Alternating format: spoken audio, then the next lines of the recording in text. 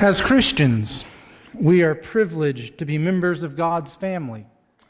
With God as our Father in heaven, Christ as our older brother, if you will, many fathers, mothers, sons and daughters, brothers, sisters, those who obey Jesus' commands, Matthew 12, 48 through 50. All those who follow and obey Jesus, they're our family. And that's exciting to know that our family can be that big and that fulfilling for us. But we also have duties as members of our human families, as husbands and wives, as parents and children, as married and single. What impact should our faith have as Christians have on our physical families? Well, what are our responsibilities as Christians who are blessed with familial relationships? Well, let's start by looking at faith in the family. And we'll begin by looking at the idea of the Christian as husband and father. And we start by examining the duties of the husband. One duty that a husband has is he is to love his wife. Ephesians 5:25 through 29 says, "Husbands, love your wives as Christ loved the church and gave himself up for her, that he might sanctify her, having cleansed her by the washing of water with the word, so that he might present the church to himself in splendor, without spot or wrinkle in any such thing, that she might be holy and without blemish. In the same way, husbands should love their wives as their own bodies. He who loves his wife loves himself. For no one ever hated his own flesh, but nourishes and cherishes it, just as Christ does the church." So, two ways that the husband is to love his wife. First, as Christ loved the church. Now tell me something, guys. How did Christ love the church? How much did he love the church? That he gave his life. He gave his life for it. That means, guys, if there was somebody coming into your house that wasn't supposed to be there and was bent on harming any of your family, they have to go through you. Now, some of you may be like me, like, well, that's not much of an obstacle, but you know what? It's there. You're willing to you love your wife, and we'll talk later about our kids. You love them that much. Willing to give their life. And then also he says, love your wife as your own body, nourishing and caring for her. When Monica and I took a class in college, it's called Christian Family. It was really great. We in that class we got to fill out a genogram, which is kind of like a family tree, except, well, I think the more dirt you dig up on your family, the higher your grade, is what it amounted to. But anyway, in that class also, though, the teacher told us about a time early on in his and his wife's marriage where they were struggling to make ends meet, and she was spending a lot of money every 2 or 3 weeks to get her hair done. And she told her husband, she said, "Well, I just won't get my hair done as often, and that'll help us to save money and everything." And he said he thought that was a great idea until it actually got implemented, because she wasn't happy. She was moping, and it sounds silly, but getting her hair done was something that helped her feel of value. And the lady said, "No, that doesn't sound silly at all." And the guys are like, "Yeah, that's pretty silly." But anyway, the point is that and this was his point, is that if we're going to nourish and care for her, that means that, you know what, if we have to make sacrifices, that's okay, because we want her to be happy. We love her like we love our own body. Not only that, the husband is to leave his father and his mother. Ephesians 5:31, "Therefore a man shall leave his father and mother and hold fast to his wife, and the two shall become one flesh." course, that's a citation of Genesis chapter 2, verse 24. Leaving parents to be joined to one's wife. That was God's design for marriage. The two leave father and mother and be united to their wife. The husband therefore gives his wife priority over his parents. And vice versa. I was doing pre-marriage counseling with a couple. They were getting married, didn't have a whole lot of money, and so they had come up with this brilliant idea that they were going to move in with her parents. And I said, no, that's not what you need to do. Even if you have to live in the worst apartment you can imagine, do not move in with the girl's parents. They didn't take my advice on that. Their marriage lasted 6 months, and it was over. Why? Because leaving mother and father, cleave to his wife. Same with the wife, cleave to her husband. The two shall become one. They were never able to become one because, well, her mom and dad were always right there. And, that's not the way you want to start off a marriage with, her mom and dad in the next bedroom over. It's just not, that's just not the way that it's designed for. Not only that, the husband is not to be harsh with his wife or toward their wife. Colossians 3:19. The New King James Version says, do not be bitter with them. The New Revised Standard says, never treat them harshly. Another pre-marriage counseling story. We were talking about these verses. And I was going over this with the guy, and his fiancée was sitting right there. And he said, well, what about when she deserves it? And I looked him square in the eye and said, she will never deserve it. Ever. Never. And then I think she hit him or something. I don't know. But anyway, you may have disagreements.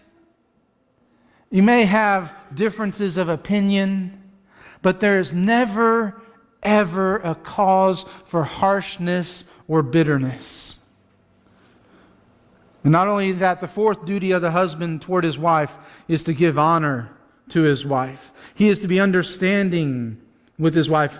1 Peter 3 verse 7, husbands, in the same way be considerate as you live with your wives, and treat them with respect as the weaker partner and as heirs with you of the gracious gift of life, so that nothing will hinder your prayers.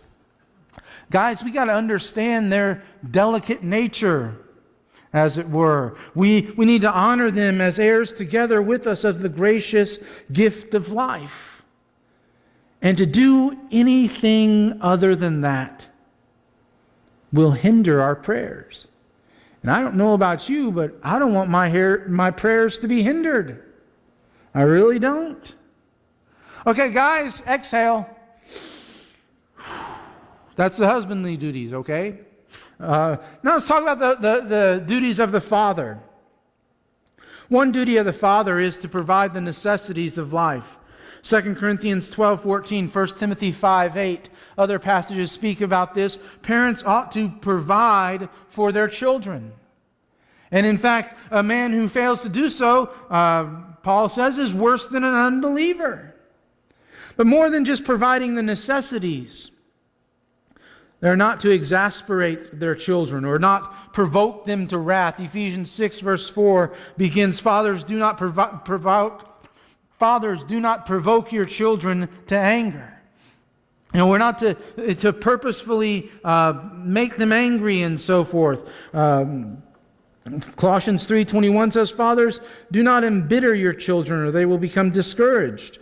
That is, by unreasonable commands, by needless severity, by the manifestation of anger, lest by your continually finding fault with them, they should lose all courage and despair of ever pleasing you. That's Albert Barnes' comments on this verse.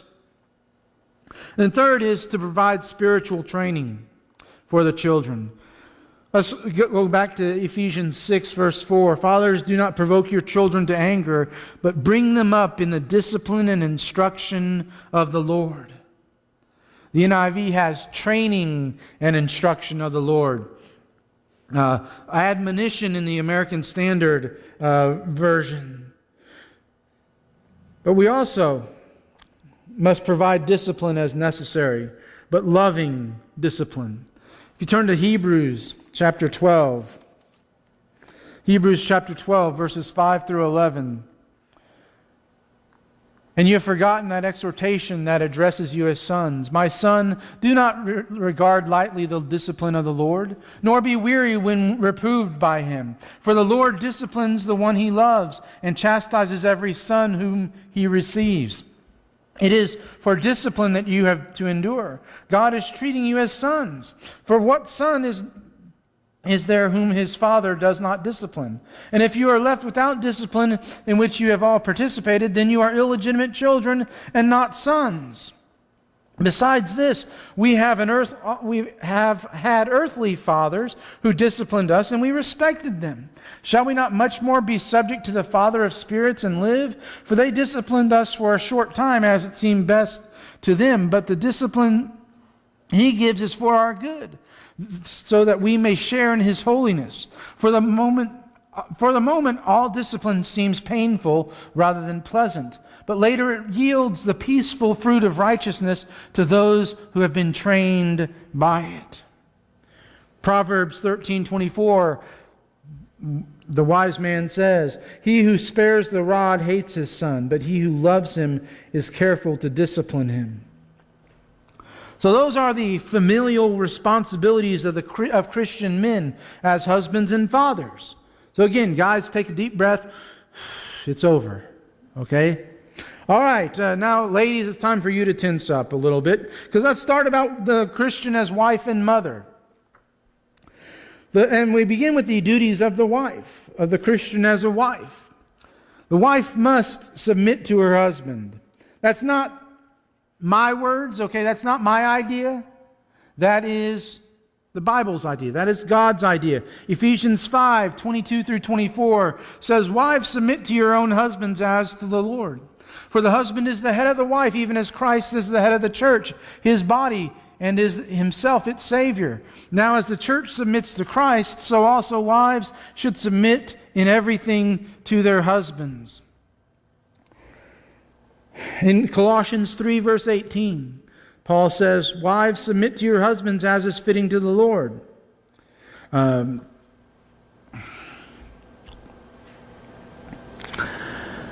Some people say, when you bring this up, you sound chauvinistic. When you bring this up, it makes it sound like such a bad thing. But no, actually, that's our culture and our society that has turned this word submit into something negative. Okay? Here's the thing, ladies. When your husband treats you the way he's supposed to, that we just talked about, you should have no trouble whatsoever following his leadership in this area, submitting to him. You shouldn't. In 1 Peter 3, 1 and 2, what if your husband's not a believer? It says, wives, in the same way be submissive to your husbands, so that if any of them do not believe the word, they may be won over without words by the behavior of their wives when they see the purity and reverence of your lives. Excuse me. So, you know, this thought and this teaching may not be politically correct, but it's biblically correct. It's the way God designed the marriage to be. Now also, the wife is to respect and love her husband. Ephesians 5 verse 33. It says, however, let each of you love his wife as himself, and let the wife see that she respects her husband. It's not just about submission, but to do so with respect and love for their husbands, which, by the way, older women should teach the younger women. Titus 2 verse 4 tells us that. That's why I was at a place one time, and I think I told you this before. They asked me when I was going to start teaching ladies' Bible class. And I said, when I become a lady. And that ain't going to happen. They said, well, but the preacher always teaches ladies' Bible class. I said, well, okay, here's the thing. If I teach ladies' Bible class, then it's not ladies' Bible class anymore because I'm not a lady. And they said, well, what are we supposed to do for ladies' Bible class? I said, well, let's see. Let's look at what Titus 2 verse 4 says. And we looked at that, how the older women are to train the younger women. And I said, some of you older ladies need to step up to the plate. And here's the other thing too. We don't need to just have this ladies' Bible class on Tuesday morning at 10 o'clock so that the ladies who have to work can't come. It needs to be at a time when they can come too, and all. And that was something that I think it took them by surprise a bit.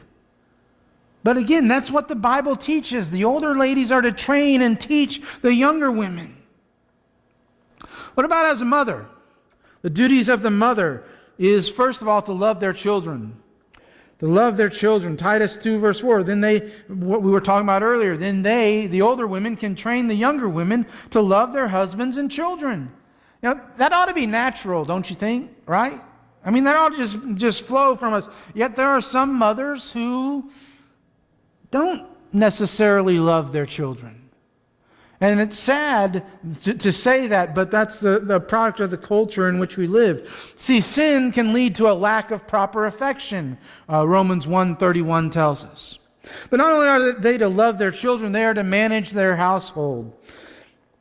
Titus 2:5 says, to be self-controlled and pure, to be busy at home, to be kind and subject to their husbands so that no one will malign the word of God. You look at 1 Timothy 5 verse 14. So I counsel younger widows to marry, to have children, to manage their homes, and to give the enemy no opportunity for slander. These must be the primary responsibilities of wife and mother. Though don't misunderstand what I'm saying and don't hear something I'm not saying.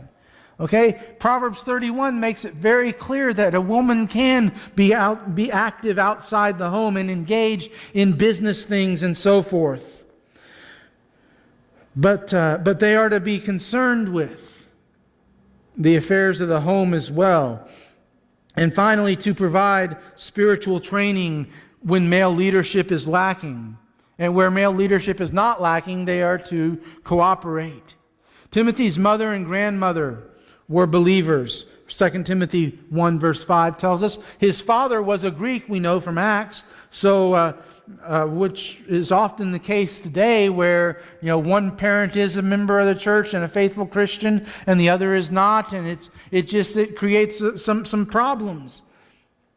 Such are the duties of a Christian woman and women as wives and mothers. All right, ladies, you can relax now. No more toe stepping on, okay? What about the Christian as a child and as single? Let's look first at the duties of children. To obey their parents. That's not Dad Carl here talking to his daughters, okay? This is God talking to us. Ephesians chapter 6 verse 1. Children, obey your parents in the Lord, for this is right. Colossians 3:20. Children, obey your parents in everything, for this pleases the Lord. More than just obeying their parents, though, children have a duty to honor their parents. We continue in Ephesians 6, verses 2 and 3. Honor your father and mother. This is the first commandment with a promise, that it may go well with you and that you may live long in the land. The first commandment with a promise. Exodus 20, verse 12. Honor your father and mother. You want to know how come it was the first commandment with a promise? That you might live long in the land? Because if you were a child under the old law, and you did something that dishonored your parents, disobeyed your parents, smarted off to your parents, talked back to your parents, or did any of those other things that teenagers do all the time, okay? If you did any of those under the law of Moses, guess what? The entire group of people in that city or town or encampment would take you outside the city, outside the camp, and they would throw rocks at you until you died. It was very simple. Honor your father and mother, which is the first commandment, with the promise that it may go well with you and you may live long in the land God has given you. Honor. But not only that, but also by providing for their welfare in later years. Passages such as 1 Timothy 5, verse 4, verse 8, and verse 16. So what about if you're single? If you're single and you live by yourself, then surely none of these other things apply to you because you don't have any family living with you. You're just there by yourself. But actually, you do have some duties as a single. Number one is to utilize the advantage of being single. 1 Corinthians 7, 32 through 35, Paul says this, I would like you to be free from concern. An unmarried man is concerned about the Lord's affairs, how he can please the Lord. But a married man is concerned about the affairs of this world, how he can please his wife. And his interests are divided. An unmarried woman or virgin is concerned about the Lord's affairs. Her aim is to be devoted to the Lord in both body and spirit. But a married woman is concerned about the affairs of this world, how she can please her husband. I'm saying this for your own good, not to restrict you, but that you may live in a right way in undivided devotion to the Lord. What Paul is saying there, and Paul was single, as far as we know, and all, but what he's saying is to use your freedom to increase your service to God.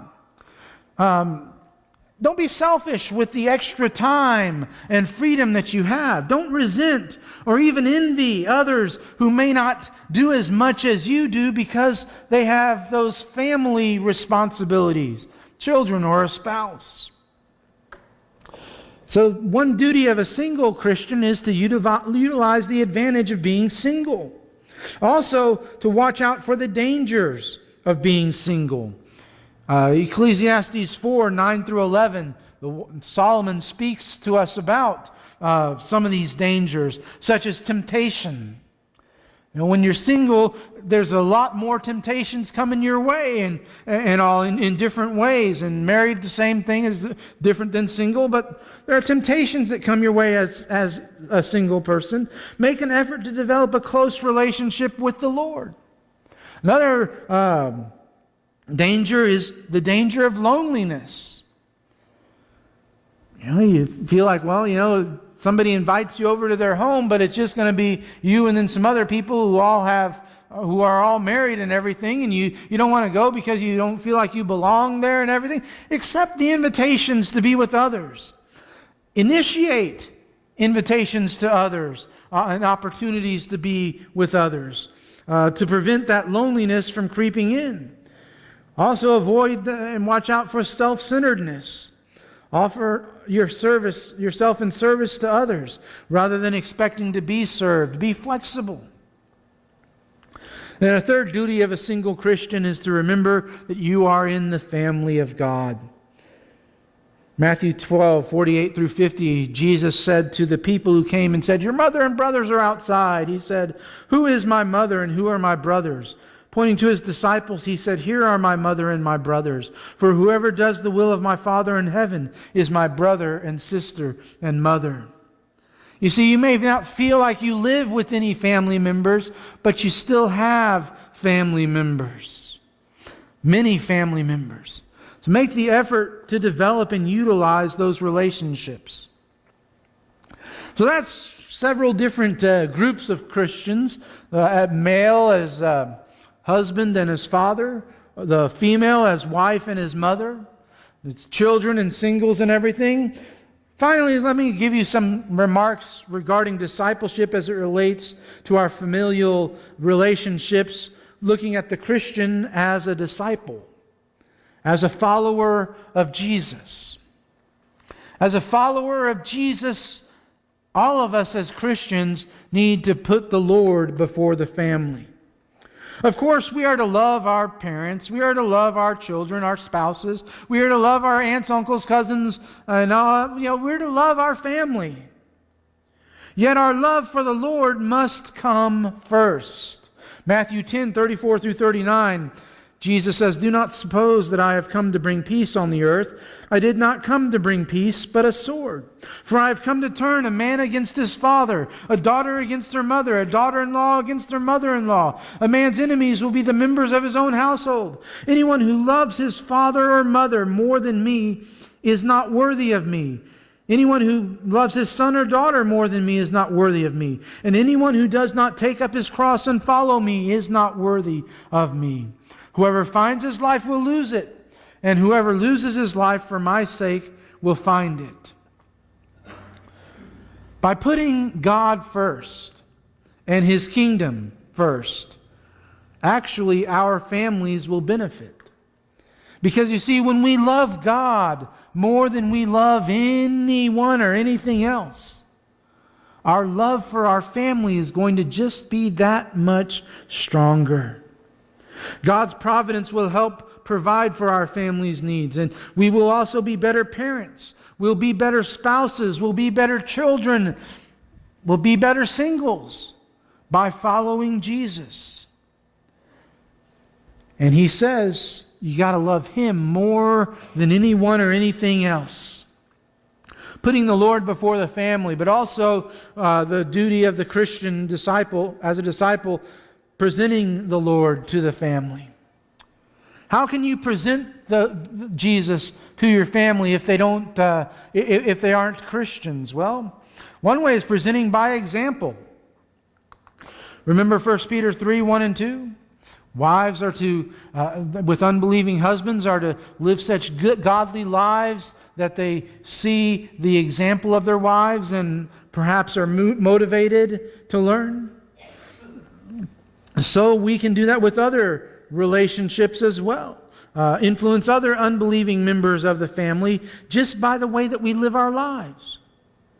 And see, unfortunately, a lot of times the way it works is this: when we have relatives perhaps who are not Christians and they come and visit us and they're here over a weekend, many times we stay home from church so we can be with them. And sometimes we don't even invite them to come to church with us. We don't even say, we're going to church. If you want to come, you can come with us. We don't even give them that option.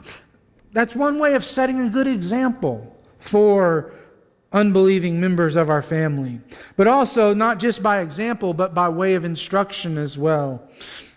Ephesians 6 verse 4, as fathers were to instruct their children, so we can teach other members of the family. It's not easy.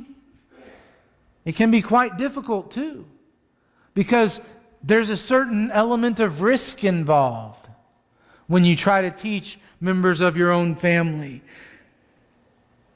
But it's a risk worth taking. The nuclear family is a wonderful blessing, intended by God to consist of husbands and wives who love and respect each other. Parents who love and discipline their children in that love. Children who honor and obey their parents. As Christians, our familial duties are clear. Whether we're husbands or wives, whether we are parents or children, whether we are married or we are single. May our faith in Christ lead us to be the very best spouses, to be the very best parents, to be the very best children, to be the very best singles, and the very best disciples of Jesus that we can possibly be. But before you can do any of that, you have to actually be a part of the family of God. Are you a part of the family of God? Have you been immersed in water for the forgiveness of your sins, having them washed away? If not, then now's a great opportunity for you to do that. Maybe you have, but you've sort of have been that prodigal son or prodigal daughter who's been running away from your family, the family of God. You can come home. And there's no better time than now for you to come home. If we can help you in that regard or in some other way, why don't you let us know by coming to the front now as we stand and sing together.